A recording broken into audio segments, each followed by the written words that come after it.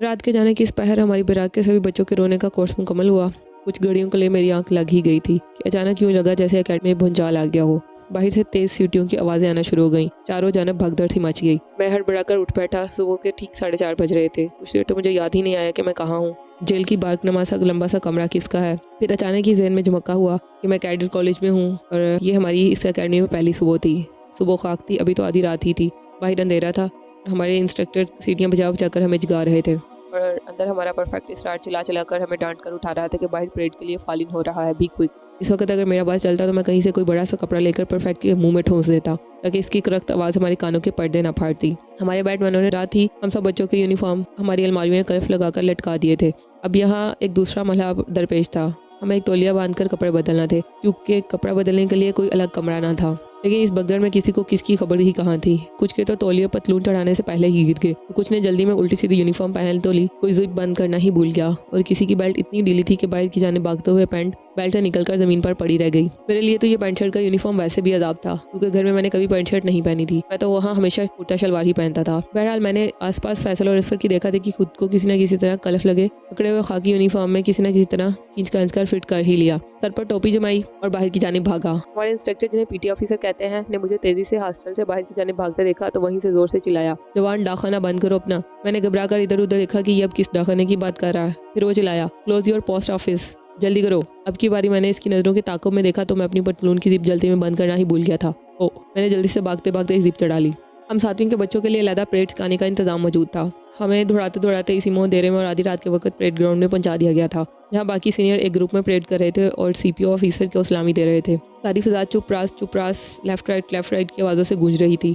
हम में से छोटे जूनियर कैडेट्स की आंखें अब तक नींद के असर से बंद थी और वो ख्वाब में चलने की किसी कैफियत में परेड करने की कोशिश कर रहे थे। हमारे पीटी ऑफिसर का नाम तालिब इल्म था जिसे बाद में हमने चौथा आम का खिताब दे दिया। तालिब इल्म ने हमें जूनियर कैडेट्स को एक कतार में खड़ा कर दिया और सबसे पहले हमारे यूनिफॉर्म चेक किए। जिन बच्चों के बेल्ट ढीले थे इनके बेल्ट को जोर जोर से खींचकर इन बच्चों को झटके दिए। अचानक बच्चों ने रोने की कोशिश की तो इन्हें जोरदार काशन की आवाज़ से डराकर चुप करवा दिया गया। पता चला कि अभी कुछ देर में चीफ पीटी ऑफिसर मोहम्मद बख्श खिताब करेंगे। चीफ एक इंतहाई डाउन और करख्त किस्म का इंसान था। मोहम्मद बख्श साहब ने स्टेज पर चढ़कर पहले चंद अजीबोगरीब किस्म की आवाज़ें निकाली, फिर कड़ाकदार आवाज़ में हम सब मासूमों को याद दिलाया, अब हम मुल्क के सबसे ज़्यादा मजबूत लोगों में से हैं, लिहाजा अपनी माओ की गोद का ख्याल ज़हन और दिल से निकाल दें और सख्त दिल और सख्त जान बन जाए। उन्होंने जूनियर कैडेट्स की पीटी ऑफिसर को सिर्फ 15 दिन का वक्त दिया कि वो हमें ड्रिल और ताक करना सिखा दें। 2 हफ्ते के बाद हम नए कैडेट्स अपने सीनियर के साथ मिलकर पूरी तरह परेड कर सकें। सीपीओ ने यह धमकी भी दी कि जिस बच्चे ने परेड सीखने में टाइम लिया उसे उल्टा लटका दिया जाएगा। हम सब बच्चों ने घबराकर परेड ग्राउंड में इधर उधर देखा। वहाँ ऐसी कोई जगह नजर नहीं आई जहाँ उल्टा लटकाने का इंतजाम मौजूद हो। मुझे फौरन अपने घर के बकरा ईद पे आने वाले कसाई की याद आ गई जो आकर हमारे बकरों की कुर्बानी करके इनके खाल उतारने के बाद इन्हें बाहर गली में बड़े से लोहे के कुंडे से उल्टा लटका देता था। मुझे इस लम्हे बख्शू एक सफाक कसाई दिखाई दिया जहाँ हम बच्चों को पकड़कर उल्टा टांग कर इनकी खाल उतारने के लिए अपनी छुरियां चला रहा होगा। कुछ ही देर में तालिब इल्म हम सब जूनियर कैडेट्स को हांकर मरकजी परेड ग्राउंड से छोटे ग्राउंड में ले आया।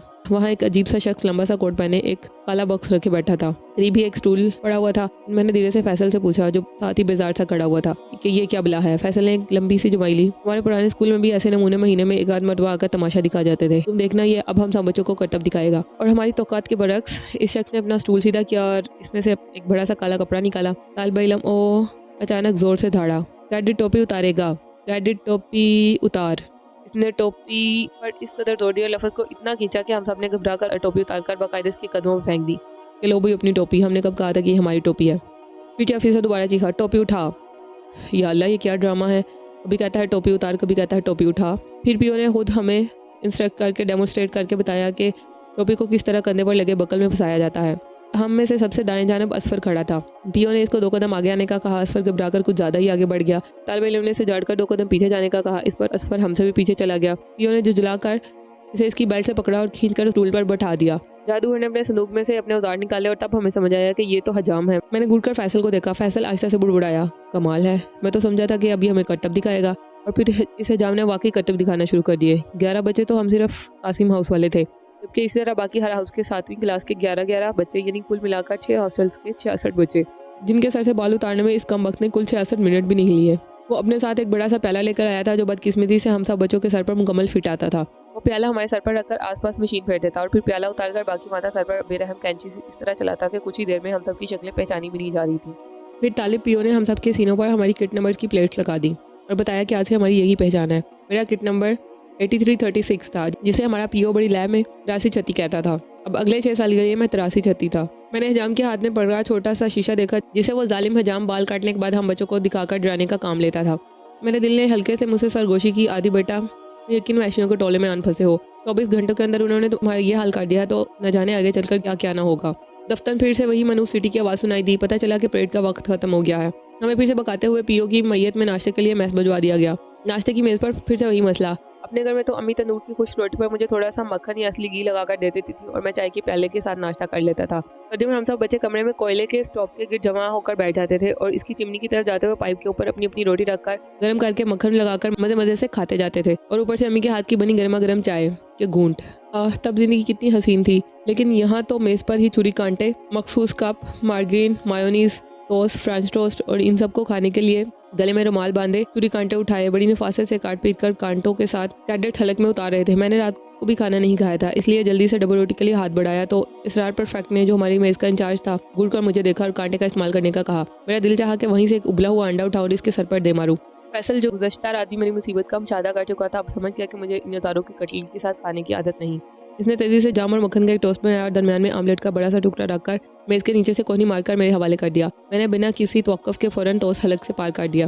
फैसल को इशारे किया, खुदा के लिए बैरूनी इमदाद जारी रखे। वहाँ की चाय का इंतजाम भी इंतहाई बेहुदा था।